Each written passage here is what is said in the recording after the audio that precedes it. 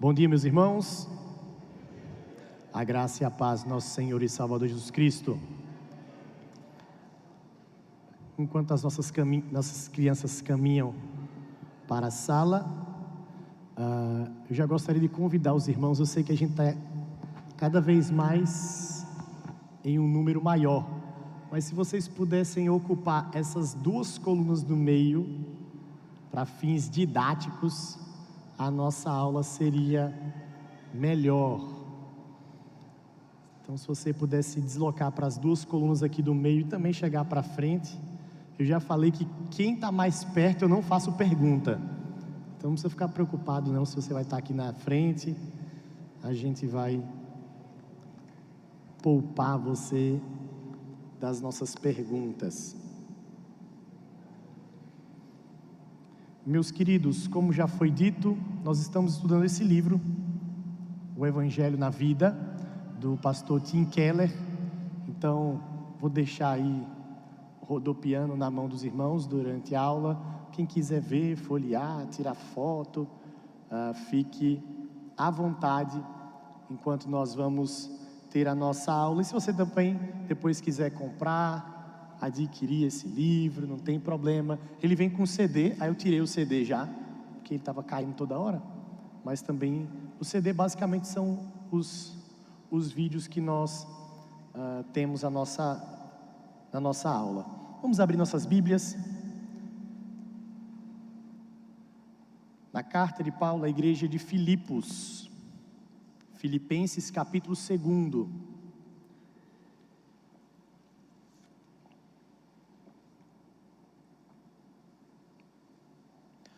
Nós vamos ler do verso 1 até o verso número 11.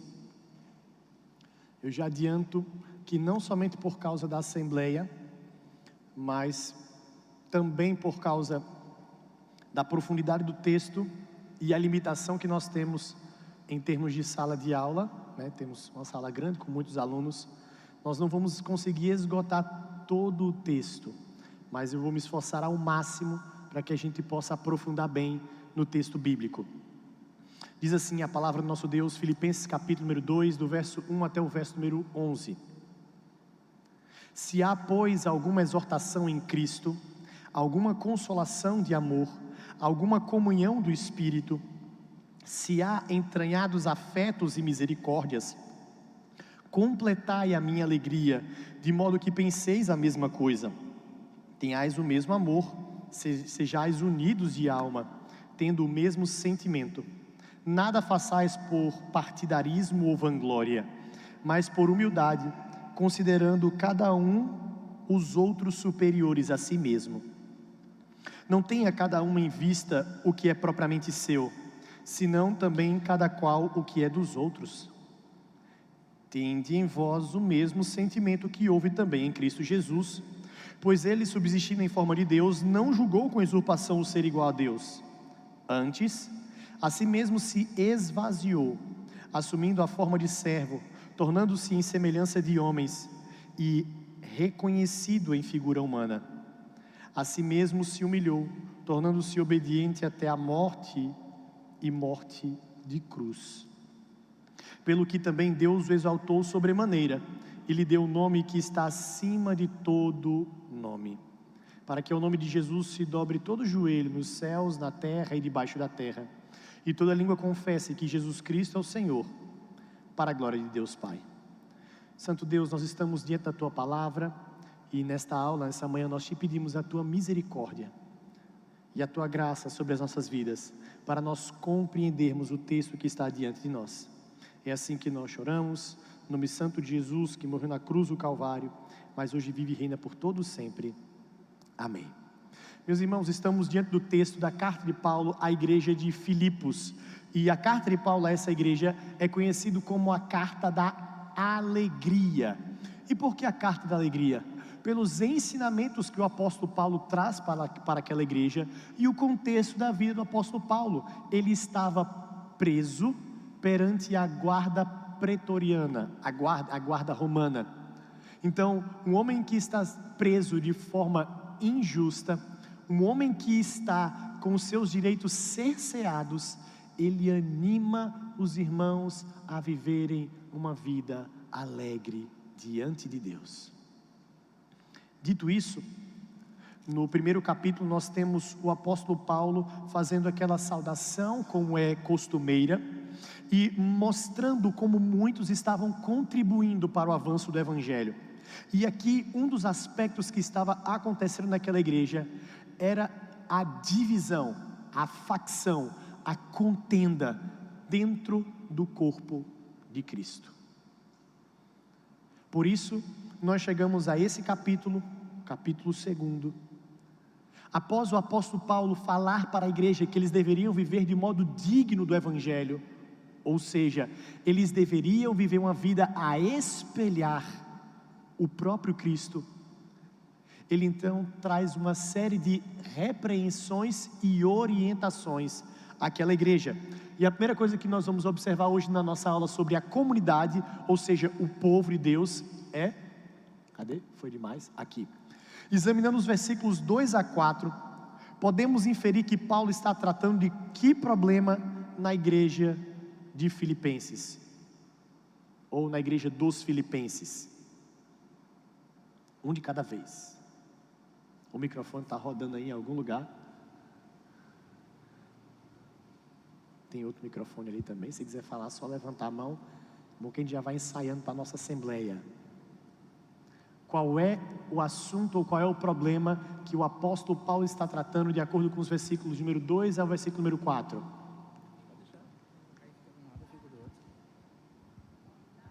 Ao quê? A unidade da igreja. A unidade é o problema? A falta de unidade, a vanglória, o egoísmo. Que mais? Olha o que o texto vai colocar para nós no verso 2 a 4. Completai a minha alegria, de modo que penseis a mesma coisa. Meus irmãos, essa expressão, ela é fundamental para nós entendermos todo o argumento paulino aqui. Vocês devem pensar a mesma coisa. E uma das coisas que eu gosto de utilizar como técnica para explicar um assunto é primeiramente falar o que aquilo não quer dizer. Quando o texto bíblico está falando que nós devemos pensar a mesma coisa, o texto bíblico não está falando que todos nós devemos gostar da cor azul. O povo já deve perceber que o pastor só tem camisa azul. É porque é a mais fácil de usar, combina com tudo e tem um bocado de camisa assim repetida, você só vai usando. Não quer dizer que todo mundo tem que gostar da mesma cor. Quando fala sobre pensar as mesmas coisas, não está falando que quando vem aquela chuva, todo mundo tem que pensar assim, eu gosto de chuva. Ou que todos devem gostar da mesma cor da parede, ou que todos devem gostar da mesma logo, que todos devem gostar da mesma altura de som. Não é isso que o apóstolo Paulo está falando. Cada um tem sua particularidade, cada um tem o seu gosto, cada um tem o seu jeitinho, o seu jeitão, sua forma de ver. E isso não está sendo apagado aqui, quando fala que devem pensar a mesma coisa. Mas quando o texto fala que nós devemos pensar a mesma coisa, é que a nossa mente deve ser capitaneada, dirigida, organizada pelo mesmo Espírito. A nossa mente deve estar unida, pensando as mesmas coisas a partir do Evangelho. Então pensar a mesma coisa é entender que embora nós possamos ter aspirações, embora nós possamos ter desejos, embora nós possamos ter vontades, a última palavra é a de Deus. A última palavra é aquilo que a Bíblia diz. Então, para aqueles que são mais experimentados na vida, existe uma fala nas redes sociais que a gente chama de meme, e as pessoas dizem assim, ó, tudo bem sua opinião, mas e daí? No meio gospel as pessoas falam assim, tudo bem sua opinião, mas o que a Bíblia diz? E é justamente isso. Bacana a sua opinião, mas o que é que isso tem a ver com a Bíblia? Não, eu gosto muito disso, pastor. Não tem problema você gostar, mas o que é que a Bíblia fala sobre isso? Então, quando o apóstolo Paulo está falando e tratando do problema da falta de união, da vanglória, do egoísmo, o que ele chama a atenção é que aqueles irmãos precisavam ter a mente dominada e governada pelo Senhor. Pensar a mesma coisa é entender que o Senhor da igreja é que vai dirigir os nossos passos. E não simplesmente que todos devem ter o mesmo jeito, o mesmo trejeito, o mesmo gosto, a mesma afeição, a mesma habilidade. Então, o problema que está sendo tratado aqui é justamente isso. Eles são chamados a destronarem os seus ídolos, deixarem a vanglória de lado e serem mais humildes. É por isso que no verso 4 ele vai falar assim: não pense cada um no que é propriamente seu, mas senão aquilo que é dos outros. Meus irmãos, nós somos muito rápidos em pensar apenas na gente. Até mesmo os nossos desejos mais altruístas, se nós não esquadrinharmos o nosso coração, nós fazemos com o objetivo de sermos reconhecidos. É difícil. É difícil hoje em dia nós fazermos uma boa ação e não sermos tentados a tirar uma foto e postar nas redes sociais. Não é que eu estou querendo encorajar as pessoas a fazer mais vezes isso. Será que é só isso? Nós somos tentados o tempo todo para que o nosso nome seja visto e reconhecido, em detrimento das necessidades e das carências dos outros. O apóstolo Paulo fala para aqueles irmãos: pensai a mesma coisa, não tenha cada um o seu eu primeiro. Nós somos assim, nós vemos cada vez mais em um movimento em que o eu, ou o egoísmo, o egocentrismo, ele é evidente na nossa sociedade. Um exemplo rápido: casamento. Se a gente for pegar a maioria dos casais que ainda querem casar, ou que ainda querem sustentar um casamento, você pergunta assim: mas por que você casou? Alguns vão dizer assim: eu casei para ser feliz. Esse não é só o problema. O problema é que alguns, com um aparente sentimento de altruísmo, falam assim: não, eu casei para fazer o outro feliz. E embora possa parecer uma fala muito bem intencionada, por trás está a ideia de que eu consigo fazer outra pessoa feliz. Consegue não. A nossa união, o nosso casamento, ele precisa ser pautado numa ordenança bíblica de Deus, de o homem se unir à sua mulher, do homem se unir à mulher em casamento, como assim é ordenado na palavra, deixando o pai e mãe e ter um casamento para a glória de Deus, pautado nos princípios bíblicos. Pastor, você está falando então que casamento não é para a pessoa ser feliz? Foi o que eu falei? Não. Se você não está feliz no seu casamento, vários problemas estão acontecendo nele. Mas você ser feliz, ou fazer o outro feliz, não deve ser o fundamento e a motivação do casamento. Isso pode acontecer? Deve acontecer, mas não como fundamento. Nós precisamos entender, meus irmãos, que o que nos une, e agora não somente em casamento, pensando enquanto igreja, o que nos une é muito mais do que uma alegria pela uma sarça. O que nos une é muito mais forte do que nos encontrarmos na rua Coronel Escolástico. O que nos une é muito mais forte e temos o sentimento de sermos igreja presbiteriana do Areião. Tudo isso é muito importante, porque nós escolhemos aqui para congregar. Mas o que nos une é o mesmo Espírito. Primeira carta de Paulo aos Coríntios, capítulo 12, vai falar assim: Deus deu de beber do mesmo Espírito. O mesmo Espírito Santo que habita em cada um dos irmãos, habita em mim e habita no coração daqueles que foram regenerados. Por isso nós devemos viver unidos. Então esse era um problema que estava acontecendo naquela igreja. E aqui, vamos ver se a gente consegue fazer uma análise mais destrinchada. quais são os 4 fundamentos para a unidade e a humildade listados por Paulo no verso 1. Como esses fundamentos produzem unidade e humildade. Os irmãos conseguem entender aí 4 fundamentos? Não precisa ser igual, tem os professores que é assim, né? Se não falar exatamente a palavra que ele escreveu, não está certo. Mas vamos ver se a gente entende pelo menos 4 conceitos chaves para entendermos os conceitos ou o trabalhar de fundamento de unidade e humildade. O que é que a gente pode perceber aí? Amor? Onde é que tem amor aí? Não, agora um de cada vez, um de cada vez. Onde é que tem aí amor? Levanta a mão aí e mostra aí pra gente na Bíblia. Tem que ser na Bíblia. Aí na hora de falar no microfone vocês ficam tímidos. Levanta a mão, abençoado, abençoado, e mostra aí onde é que está. Olha aqui, ó, traz aqui, meu irmão, para a irmã, fala no microfone aqui. É porque chega melhor para o pessoal que está em casa, entendeu? É só por isso. Diga o versículo. Não é o primeiro versículo, não é? Alguma consolação de amor. Consolação de amor. Sabe o que é? E no 2 também. Sabe o que é interessante nessa palavra consolação de amor? É que ela também pode ser traduzida por exortação em amor.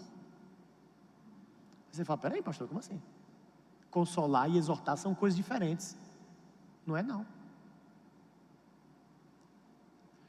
Muitas vezes nós temos a ideia de que exortar é você brigar, é você repreender. Rapaz, a palavra foi uma exortação à igreja. Então a igreja saiu consolada. Então a igreja saiu com esperança. Todas as vezes que o povo de Israel era exortado pelo profeta, existiam alguns caminhos. Um dos caminhos é: arrepende-se, Israel. A gente vai ver sobre a mensagem de arrependimento hoje à noite. Arrepende-se, ou seja, é uma exortação, mas com um consolo. Caso você se arrependa, o Senhor está a ouvir o seu clamor. Mas também uma mensagem de exortação: se arrepende, Israel. Caso você não escute, o Senhor virá como fogo consumidor. Então, uma das características de unidade e humildade é exortação ou consolo, como a irmã colocou, em amor. O que mais? Eu ouvi alguma voz aí em algum lugar. Levanta a mão aí, onde é que você está? Ali atrás. Aqui? Aqui. Comunhão do Espírito. Comunhão no Espírito. Onde é que a gente vê isso aí? No versículo 1. No versículo 1. Alguma comunhão do Espírito. Depois leva lá para outra irmã, já chegou lá. Comunhão no Espírito. Meus irmãos, isso é muito importante. Comunhão no Espírito. Sabe por quê? Porque o que deve nos unir não é o nosso gosto. O que deve nos unir não é o nosso ministério, não é a nossa sociedade, não é a nossa panela, não são os nossos amigos. Aqui, eu não vou falar que não tem, porque eu cheguei agora, então não posso afirmar categoricamente. Mas em algumas outras igrejas, acontece isso, sabia? Pasme, no meio da igreja de Deus tem gente que faz assim: se for o meu ministério que vai trabalhar, eu vou lá e faço. Ah, não é meu ministério não, vou não. Que comunhão em Cristo e no Espírito que nós temos? E não somente não trabalhar, é boicotar. Ah não, vai não, é o pessoal de fulano de tal que vai fazer isso aí, não é a gente não. Então nós não estamos em comunhão. Nós estamos com justamente o problema que o apóstolo Paulo está querendo tratar naquela igreja. Pessoas que colocam os seus interesses acima da palavra de Deus. Fala aí, abençoada. Misericórdia. Misericórdia. Peraí, misericórdia do que eu falei ou do texto? As duas coisas, né? É verdade. A misericórdia. Olha que coisa interessante. Ele vai falar assim, ó: se há entranhados afetos e misericórdia. Meus irmãos, a gente precisa estar unido mesmo. é entranhado, é emaranhado. Lá no Nordeste a gente chama de encangado em alguns lugares. Só vive encangado. Tem que estar assim mesmo, entranhados afetos. Meu querido, é você olhar para o seu irmão que luta as mesmas lutas que você, que sofre as mesmas pressões do mundo que você, que tem a mesma luta para ser santo, que sofre as mesmas pressões para se posicionar biblicamente. Essa pessoa luta as mesmas lutas. Como você não vai ter entranhados afetos por essa pessoa? Como é que você não vai lidar com misericórdia daquele que também foi alcançado pela misericórdia de Deus? Aí o Senhor Jesus, quando vai falar a respeito dos dízimos e ofertas, vai falar assim: se você tem um problema com seu irmão, vai primeiro resolver com ele.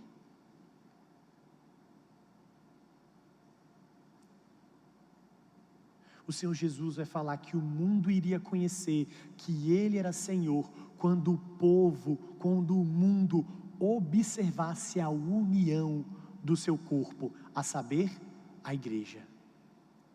A gente não precisa ser distante não precisa falar às vezes a rixa besta, que muitas vezes os presbiterianos, nós presbiterianos temos contra a igreja.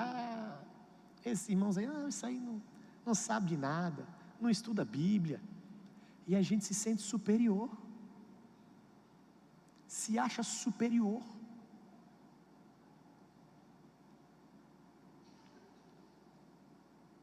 E aí não somente de outras denominações, mas da mesma, vê como é que isso vai afunilando, da mesma denominação das outras igrejas. Não, igreja fulano e tal, eu não falo nem o nome, e vocês sabem o que eu estou falando. Não, ali não, ali eu nem vou, nem piso. A igreja presbiteriana do pastor fulano e tal, vixe, não. O que é isso? Não temos entranhados afetos e misericórdia dos mesmos irmãos que caminham conosco na mesma fé?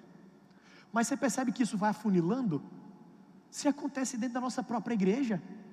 Não, se é fulano e tal que está fazendo, eu vou. Se não é, eu não vou. Se é fulano que está cantando, eu canto. Se não é, eu não canto. Se é, eu só toco com fulano, eu só canto com ciclano, eu só faço aquilo com não sei quem, eu só faço aquilo que não sei o quê. A gente não está em entranhados afetos.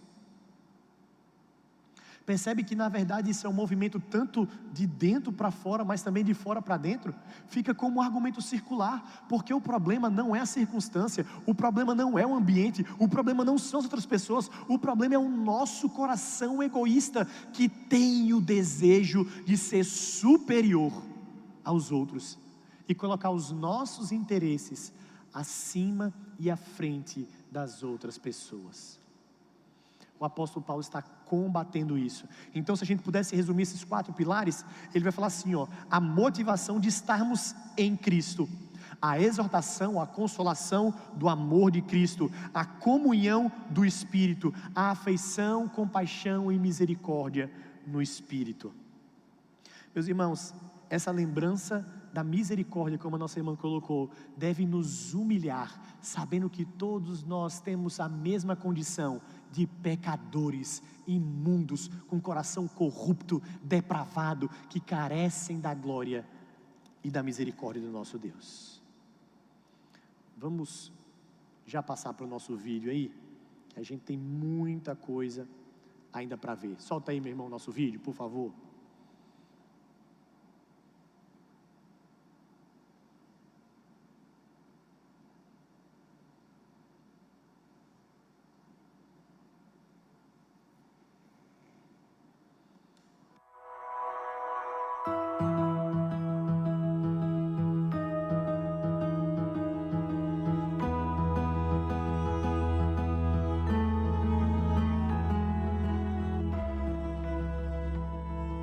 God's purpose in history is to glorify Himself through forging a new humanity, a new community of people that follow and believe in Him. 1 Peter 2, verse 9 says, "You are a chosen people, a royal priesthood, a holy nation, a people belonging to God, that you may declare the praises of Him who called you out of darkness into His wonderful light." The word holy means set apart, distinct, different. And so the idea of a holy nation is God saying, I want you as my people to be distinct and different. I want you to be a new society in which the world can see exhibited what everything in life could be under the kingship of Jesus Christ. We are to be a community that operates on distinctly, sharply different principles when it comes to how we do all things in life. Virtually every aspect of the way in which we live has to be changed by the Word of God, by the gospel, and that's what a holy nation is. And yet, Peter also says we must be a royal priesthood. Priests are mediators. Priests speak to God on behalf of, in the shoes of the people, as it were. Priests bring the needs of the people to God. Priests are also counselors. They are deeply involved in the lives of people. Not so much to bring God to the people, but to bring the people to God. And we're told here that we're to be an entire kingdom of priests. We're all supposed to, as Christians, be pouring ourselves out in involvement and service to the people around us, so as, if possible, to bring them to God. So, we are a holy nation, different, distinct from the world and the people around us, and yet at the same time, we're supposed to be a royal priesthood, deeply involved in the lives of the world and the people around us. We, therefore, like Jesus, need to be distinct from the world for the world. That's the sort of community we're supposed to be. In fact, all the Old Testament language of temple and priesthood and sacrifice is taken in the New Testament and applied in the most startling ways to our lives as believers in community. So, we are not just to go to the house of God one day a week and watch a priest make a sacrifice to bring us near God. We ourselves are the dwelling of God. And we're told we're all priests. Every area of our lives, both vocational and recreational, both civic and family, all areas of our lives are now to be a living sacrifice. That's what we're told. And that means we can't go out into our daily lives in the world with the same attitudes and values of everyone else and then confine our spiritual life to the weekends and the evenings. No. We are called as a community to respond to the glory of God in absolutely every area of our lives. So please, don't overlook the centrality of community. First, you cannot know God apart from community. When we read in the Bible how Jesus made disciples, we see he brought them together. They lived together. They ate together. They had close contact with one another spiritually and socially and emotionally. Therefore, the most crucial venue for discipleship, for coming to know and follow Jesus, is communities. For example, fellowship groups and friendships. That's the very best place to take the Word of God and His truth and work it into your life through discussion and dialogue and application. When God summons you into a relationship with Himself, He also always summons you into a new community of people who also know Him. That means you can't just come to church, even every week, and get inspiration and information and not cement yourself into a community. We are to be a new humanity, a new community of people who follow, believe in, and know God. That doesn't mean just showing up for church. That's not being in community. That's just being in a crowd. So let me ask you, right now, are you with other people regularly meeting to talk about knowing God and about becoming a disciple of Jesus Christ? Are you learning through those relationships? We will not know God apart from community. Second, you cannot change deeply apart from community. Our character is mainly shaped by the people with whom we eat and play and converse and take counsel. It's therefore our primary social community that makes us what we are at the deepest level. Jonathan Edwards said that before we have an experience of the grace of God, everything we do is out of self-interest. We need a self-image, we need a sense of self-worth, and we have to ground it in something. So that means we don't do our work for the sake of the work. We don't relate to other people for the sake of the other people. Why? Because we're trying to get our self-image, derive our self-image from them. And that means all of my relationships are really about me. But when the gospel changes me, when it roots me in the love of God, then that changes how I relate to people. I can relate to people for their sakes. I can enjoy them for who they are, not just how they make me feel. The gospel changes all my relationships, and see where this brings us. Gospel-shaped people are enabled to form deep community. And yet, only in deep community can we become gospel-shaped people. And that means if you want the gospel to change you, you have got to share life together. You've got to talk together, eat together. You've got to confess your sins to one another. You have to hold one another accountable. You have to make decisions together and consult with each other. You have to learn together.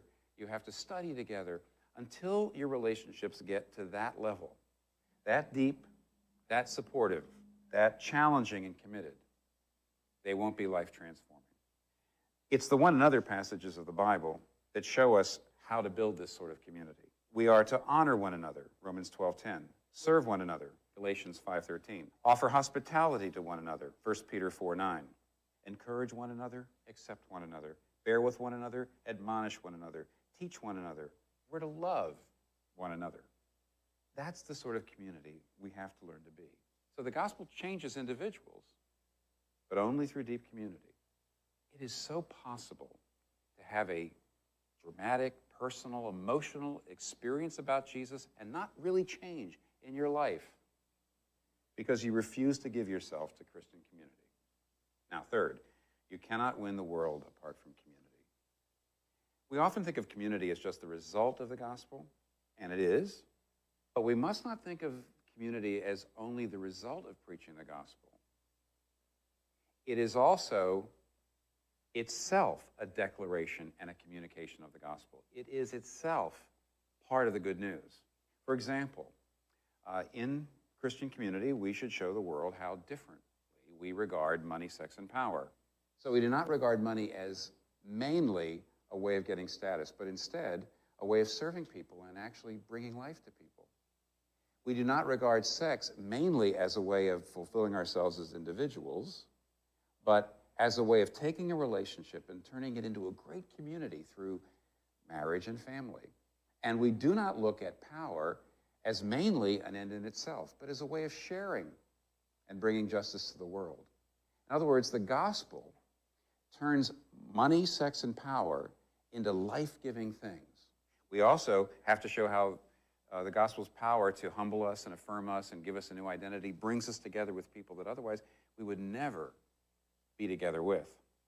So in all these ways, Christian community communicates the nature and power of the gospel. And when the world sees exceptional community, it makes the world more likely to want to be part of it, but it also convinces people of the truth of Jesus' message. In John chapter 17:23, Jesus says this directly when he prays for us. May they be brought to complete unity to let the world know that you sent me and have loved them even as you have loved me. Now, that's just amazing. Here's Jesus saying that the main way people will believe that he really came and that Christians have found the love of God in him is through the quality of our unity. The quality of our community is the real secret to mission. We will not win the world apart from it. The purpose of Jesus' salvation is to form a new, distinct society that's a sign that Jesus is Lord of the world. You cannot show the world that Jesus is who he is except through community. You cannot change deeply except through community. You cannot experience God's forgiveness except through community. And that's why community is so absolutely important. We will not know God, change deeply, nor win the world apart from community.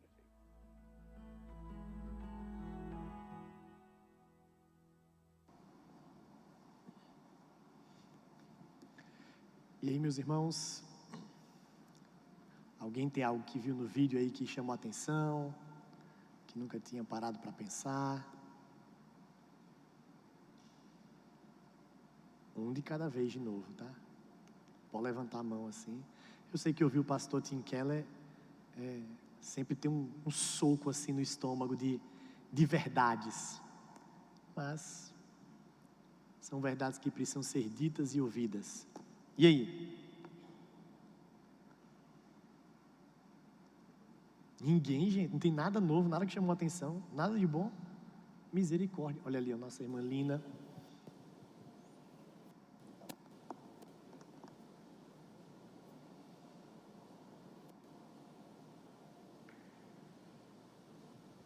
Então, o pastor reforçou aí a questão, né, ele falou que Jesus vivia em comunidade. Ele sentava com o povo, ele comia com o povo, ele se relacionava. E hoje, o que mais chama atenção e nos preocupa é essa questão do relacionamento. As pessoas não querem investir no relacionamento, em estar com as pessoas, em conviver com ela, em sofrer com ela, né? Aprender com ela. Hoje querem rapidez em tudo, né? E a gente viu aí que o relacionamento é importantíssimo, né? Você está presente. Não basta só você, eu pertenço àquela ou X comunidade, mas você vai lá de vez em quando, você assiste o culto, né? Ou você vive ela, você vive a sua comunidade, você participa, você se inclui, você faz, você soma, né? Você sofre, tem sacrifício. Isso é viver em comunidade, é você se preocupar, como está a sua comunidade. Tem alguém sofrendo? Tem alguém comemorando alguma coisa? Isso é participar. Mais alguém quer comentar algo do vídeo? Aqui, ó, já volta aqui na frente. Seu Pedro Paulo. Seguindo essa mesma linha, uma parte fundamental que quase no final ele falou sobre João, que orais uns pelos outros. Poxa, já fechou. Se todo mundo orar pela comunidade, um pelos irmãos mesmo, como para si mesmo, mudaria toda uma nação, o mundo todo mudaria. Porque eu não vou orar para o outro falando para ele o que eu não desejo para mim mesmo. Eu acho que o ponto fundamental é a oração em comunhão com todos os membros que realmente creem em Cristo Jesus. Meus queridos, uma das coisas que... Teve uma mão levantada aí? Não? Uma das coisas interessantes que a gente precisa observar é que a comunidade, a igreja, ela não é uma invenção humana. Não surge da cabeça de um grupo de homens em um determinado tempo, espaço, em uma época, e a partir daí as pessoas falam, que legal, vamos levantar uma galera aí, vamos colocar uma cruz no meio, reunir-se aos domingos e vamos ler um livro. A igreja não foi criada pelos homens. A igreja é criada pelo próprio Deus, e o próprio Deus estabelece como nós devemos viver. Viver em comunidade. E para que isso ocorra, uma palavra-chave, um conceito-chave precisa ser redescoberto, foi perdido ao longo da história da igreja. Alguém sabe o que eu estou falando? Que é necessário nós voltarmos? Não. Um conceito-chave de viver enquanto igreja que foi perdido ao longo dos tempos. Discipulado. O método que Jesus usou com o quê? Com seus o quê? Discípulos. É a palavra que mais Jesus se refere aos seus seguidores, discípulos. aqueles que de fato seguem a Jesus Cristo. Só que, meus irmãos, entendam que discipulado não é um programa, discipulado não é um tema de igreja, discipulado é o método que Jesus ordenou para que a igreja crescesse. Quer ver uma forma? Nós observamos os princípios do discipulado em vários momentos. Quem tem filhos sabe o que eu estou dizendo. Nós estamos ali discipulando os nossos filhos. Você vai, ensina, come com ele, fala de novo, e no outro dia você vai, ensina, come com ele, fala de novo, e no outro dia você vai lá, ensina, convive com ele, come com ele, fala de novo, e ensina de novo, e caminha com ele, e daqui a pouco, nessa caminhada com os nossos filhos, nós vamos percebendo que daqui a pouco são eles que também vão nos abençoar, são eles que vão trazer palavra de conforto ao nosso coração, porque os nossos discípulos estão caminhando sobre a tutela do nosso mestre, e não sobre a nossa tutela. O que é que muitas vezes as pessoas confundem como discipulado hoje em dia? É nós sermos o discipulado do Jorge. Eu quero fazer parte daquele discipulado, eu quero caminhar com aquele homem, eu quero ser igual àquele homem. Não. Ele pode ser até aquela pessoa que vai estar capitaneando, mas o nosso objetivo é ser parecido com Jesus Cristo. Nós somos discípulos de Jesus Cristo. Uma igreja para crescer em profundidade. Percebe que o pastor, ele não se preocupa tanto em falar sobre uma expansão lateral com o mundo, embora isso também é dito no vídeo, mas quando se pensa na comunidade, é primariamente uma expansão de profundidade. Com profundidade nós crescemos, não é inchar. A nossa preocupação não deve ser que essas cadeiras vazias tenham mais pessoas, não é isso. Pastor, o senhor está dizendo que não pode chegar mais gente aqui? Vocês são inteligentes, vocês sabem do que eu estou falando, não é isso. Mas aqui não adianta só ter preenchimento de cadeiras vazias, se também nós não crescermos em profundidade enquanto comunidade. Não adianta lotarmos esse templo, se os seguidores que aqui estão, eles têm um conhecimento superficial de Sagradas Escrituras, e não tem comunhão. E por que o método do discipulado ele é essencial? Porque é simples, nós não conseguimos viver em comunidade íntima com várias pessoas. O Senhor Jesus não viveu? Quantos discípulos Jesus tinha? Cuidado, que toda resposta rápida não é pensada. Quantos discípulos Jesus tinha? Certeza que era 12? E quando fala da missão dos 70? E falam que eles são discípulos também? Os 12 foram escolhidos. Mas quantos discípulos Jesus tinha? Mas percebe que em alguns momentos falam de discípulos de Jesus e falam de multidão? Nós fazemos parte dos discípulos ou da multidão? Porque multidão seguia um monte de Jesus. No dia que ele alimentou, vai falar de mais de 5.000 homens, sem contar mulheres e crianças. Fala de uma multidão que o aclamou quando ele estava entrando em Jerusalém, mas que depois gritavam: crucifica-o, crucifica-o, crucifica-o. Mas percebe que dos vários discípulos que Jesus tinha, ele chamou 12 para caminhar mais próximo. Mas vocês já perceberam que dentre os 12, existiam alguns que eram mais próximos do que os mais próximos? Quantos eram? 3: Pedro, Tiago e João. O que é que esses homens depois tiveram em comum? Tirando o apóstolo Paulo, foram os que mais deixaram escritos para a gente. João e Pedro, que foram fundamentais no desenvolvimento da igreja. Caminharam mais próximo com Jesus. A gente percebe isso no Monte do Getsemane, lá no Monte das Oliveiras. No Getsemane ele chama os discípulos. Aí, tá bom, mas vem cá os 3. Tá bom, agora eu vou aqui sozinho. Discipulado. A gente já está minimamente grandinho para saber que a gente não vai conseguir ter o mesmo nível de amizade com todos na igreja. Credo, o pastor está falando que vai ter panelinha na igreja. Eu já falei que a gente tem um mínimo de maturidade para entender que não tem como desenvolver o mesmo nível de amizade com 150, 200 pessoas, não tem. Mas por meio do discipulado. E aí, qual é o fundamento do discipulado? Pensai a mesma coisa. E aí não importa se o meu grupo de discipulado se reúne com fulano, com ciclano, com beltrano, mas nós pensamos a mesma coisa.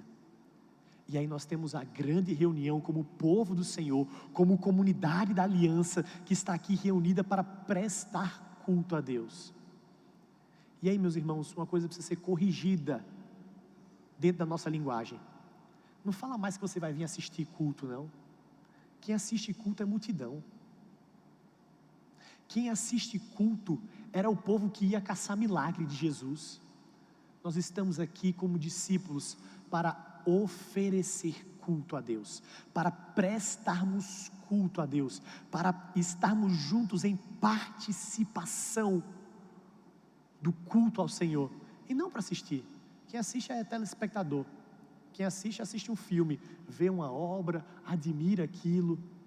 Mas aqueles que vêm oferecer as suas vidas ao Senhor, eles já vão na sua linguagem ter um sentimento de comunidade. Nós estamos juntos para juntos oferecermos culto a Deus. E qual é o exemplo que o apóstolo Paulo utiliza em Filipenses? Quando ele vai tratar a ideia de comunidade, ele mostra na sua argumentação o fundamento da comunidade. Olha que coisa interessante, o verso número 5 vai dizer para nós. Olha o que o verso 5 vai dizer para nós, a gente já está caminhando para o fim. Tende em vós o mesmo sentimento que houve também em Cristo Jesus. Queremos viver em comunidade? Vivamos igual Cristo Jesus, vivamos igual o Evangelho. E aqui ele vai falar da obra de Jesus Cristo. Olha que coisa interessante, porque eles subsistiram na forma de Deus, não julgou com usurpação o ser igual a Deus. Ou seja, ele está falando de Cristo que tinha o poder para sim se colocar na frente das pessoas, sim de ter o seu desejo acima dos homens. Mas o texto fala, Jesus, mesmo tendo esse direito, não julgou com usurpação o ser igual a Deus. Antes, o que é que o texto vai falar para a gente? Verso de número 7, os irmãos, antes,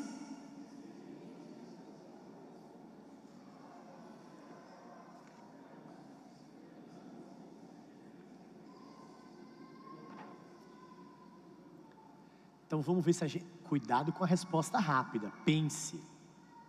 Então qual foi o principal aspecto da humilhação de Jesus Cristo? Segundo o texto que a gente acabou de ler. Qual é a principal característica da humilhação de Jesus Cristo? Foi se tornar, alguns falaram servo, mas se tornar o quê? Homem. Meus irmãos, ser homem para Jesus é humilhação, porque Ele é o próprio Deus. Se encarnar, tomar a forma da criatura, é humilhação. Para a gente é o máximo, né? A gente gosta de ser humano. Nós somos superiores aos animais. E desculpe se eu quebrei isso na sua vida, nós somos superiores aos animais, tá? A vida de uma baleia não tem o peso de uma vida de uma criança. Nós somos superiores à criação. E o Criador é infinitamente superior a nós. Quando Ele se encarna, quando Ele toma uma forma de homem, aí já é o primeiro estágio da humilhação de Cristo. E qual é o segundo estágio? Além de vir como homem, Ele vem como servo. Não podia vir num palácio glorioso, majestoso, cheio de pompa, mas Ele nasce onde? Numa manjedoura. Então Ele é o Rei glorioso, que toma forma de homem, e como homem vem como servo, se esvazia. Meus irmãos, se o próprio Rei da Glória se esvaziou, ao passo de tomar forma de homem, e como homem vir como servo, será que nós temos o direito de nos acharmos superiores aos outros? Não temos. O nosso maior exemplo é de Jesus Cristo. Por isso, meu querido, quando alguém não te tratar da forma que você quer, quando alguém não reconhecer a glória que o seu cargo ou que o seu status o traz, se alegre, porque aí você estará sendo ou você estará sendo parecido com Jesus Cristo, que mesmo sendo merecedor de toda a honra, de toda a glória, de todo louvor, Ele se humilhou. Então, quando as pessoas não reconhecerem, quando as pessoas não te virem, saiba, você está sendo mais parecido com Jesus Cristo, que se humilhou. A humilhação é uma coisa boa. Percebe que isso é um discurso completamente contrário ao que o mundo coloca? Ai, pastor, eu fui humilhado. Ser humilhado é bom. Quebra o nosso orgulho, quebra a nossa soberba, quebra a nossa autoimagem extremamente elevada, quebra a nossa elevada autoestima. Quando nós somos humilhados, isso é bom, porque nos faz lembrar que nós somos pó mesmo. Quando nós somos humilhados, nós estamos cada vez mais em conformidade com o próprio Cristo, que sendo igual a Deus, não usurpou ser igual a Deus. Percebe que isso é um discurso completamente diferente do que o mundo coloca? Não fique nesse lugar não, que as pessoas não te valorizam. Não fique nesse casamento não, onde a pessoa não reconhece o seu trabalho. Aí a Bíblia fala, se humilhe. Tem um sentimento de humildade. Humilhação deve gerar humildade. Pastor, você está falando então que se a pessoa me despreza, bate em mim, me xinga, se meu marido me faz uma alienação parental, se meu marido me priva de comida, se meu marido me joga fora, eu devo continuar esse casamento? Vocês são inteligentes, não é disso que eu estou falando. Vocês são inteligentes, vocês sabem que não é disso. O que está sendo tratado aqui é a nossa elevada autoestima, de como eu devo me sentir, de como eu devo ser reconhecido, de como as pessoas devem olhar para mim e falar assim, você realmente é maravilhoso, você é o máximo, mulher, você é incrível, vá para um lugar onde as pessoas vão reconhecer o seu poder. Tende em vós o mesmo sentimento que houve em Cristo Jesus. O Rei da Glória se humilhou. Se o próprio Rei da Glória se humilhou, o que é que Ele vai esperar dos seus servos? Qual será o nosso caminho se o próprio Rei foi entregue pelo seu povo para ser morto? Nós não temos o direito de querermos um caminho mais fácil, mais tranquilo, mais palatável do que foi do Senhor Jesus Cristo. Para nós finalizarmos, meus irmãos, nós precisamos entender que a comunidade ela foi desenhada, delineada pelo Senhor. Não há vida fora da comunidade. Não tem como uma brasa permanecer viva fora do braseiro. Com isso eu estou falando que não tem como você ser igreja longe da igreja. E cada vez mais tem crescido o movimento dos desigrejados. E aí entenda, desigrejado não é somente a pessoa que não tem igreja não, é a pessoa que salta de igreja em igreja. Ela passa 2, 3, isso é também um entendimento de desigrejado, passa 2, 3 anos na igreja, aí vai, fica ali, usufrui das coisas daquela igreja, depois vai para outra igreja, vai, anda ali, usufrui das coisas da igreja, vai para outra igreja, vai, anda ali, fica rodando. É pertencer a uma comunidade, é lutar e travar as batalhas daquela comunidade, é roer o osso junto com os outros irmãos. Nós precisamos caminhar enquanto comunidade, em todos os momentos. Com isso, eu não estou falando de que se um dia, a comunidade onde você estiver, para onde Deus te levou, ela for uma comunidade antibíblica, a liderança estiver caminhando longe do Senhor, aí eu não estou falando para você continuar lá não, mas sendo uma comunidade centrada na Bíblia, que vai passar por suas dificuldades, suas necessidades, suas intempéries, as suas lutas diárias, meu irmão, permaneça na comunidade, fixe nessa comunidade. Não existe igreja perfeita. Se você encontrar, sai, porque você vai estragar. Não tem igreja perfeita. Encontrou a igreja perfeita? Não entra não, você vai estragar. E nós muitas vezes queremos mentalizar uma igreja perfeita aqui na terra, e não tem. E isso é propósito do próprio Deus, porque são comunidades de pecadores, alcançados pela graça, como nós já vimos, que são justos, que são santos, mas que são pecadores, que estão no processo de santificação. Não tem igreja perfeita aqui na terra, não existe. Não existe. Mas existem igrejas que lutam mais do que as outras para serem comunidades projetadas, delineadas pelo Senhor Jesus Cristo. E qual é o crivo que você vai avaliar uma igreja dessa? É o número? É o tamanho? É o bairro que está localizado? É a quantidade de membros? Não. É a fidelidade às Escrituras. Nós avaliamos uma comunidade genuinamente projetada, delineada por Deus, pela sua fidelidade à palavra de Deus. O nosso desafio de viver enquanto comunidade é imenso. Mas nós precisamos. Para já fazer o gancho com a nossa assembleia, nós vamos ter um ato de comunidade. Eu sei que para alguns pode ser, nossa pastor, eu nem sou da área de exatas. Talvez você seja igual, né? Da minha área assim, de divinas, que não entende muito de número, fica meio perdido aí. Mas é uma ação nossa de comunidade. A prestação de contas. É uma das coisas que nós prezamos, a transparência dos nossos números, das nossas contas. E aí, enquanto comunidade, de forma respeitosa, você pode discordar. Você pode opinar, você pode sugerir,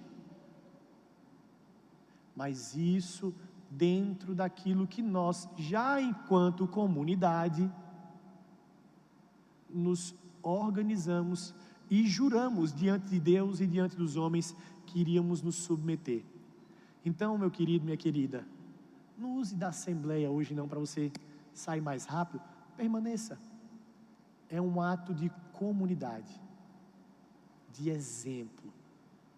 E vou dizer mais para os irmãos, é um ato também evangelístico, e com isso eu encerro, porque os meus pais, eu posso depois contar a história, meu pai estava quase terminando para ser padre, já usava batina e tudo, hoje ele é pastor, mas estava assim, ó, de batina em tudo, e minha mãe aquelas carola ferrenha, mas se conheceram, ele largou a batina, casaram. Meus pais vieram a se encantar e conhecer o Evangelho da Graça num dia de assembleia de prestação de contas na igreja presbiteriana. É muita soberania de Deus, tá? É acreditar na predestinação purinho, porque no dia de prestação de contas, mas quando Deus tem os seus, Ele elege, Ele salva onde e quando Ele quer. Então, nós vamos orar encerrando, nós vamos ter um tempinho ainda para nos ajustarmos aqui. Você que ainda não assinou a lista de presença, depois da oração você pode se dirigir ali àquela tribuna, aquele púlpito para assinar, e depois você vem, volta, se senta no seu lugar e nós vamos dar início à nossa assembleia. Amém? Vamos orar ao Senhor. Deus Santo, nós te damos graça, ó Pai, por mais um dia de vida, porque o Senhor é bom e a sua misericórdia dura para sempre. Nós te pedimos, Deus, tem misericórdia de nós. Guarda a nossa mente, guarda o nosso coração, ajuda-nos a viver para a tua glória enquanto comunidade. Ajuda-nos, ó Deus, a ser uma comunidade discipuladora, que vive, que entende e que cada vez mais seja mais parecida com Jesus Cristo. É assim que nós oramos, no nome santo de Jesus, que morreu na cruz do Calvário, mas hoje vive e reina por todos sempre. Amém.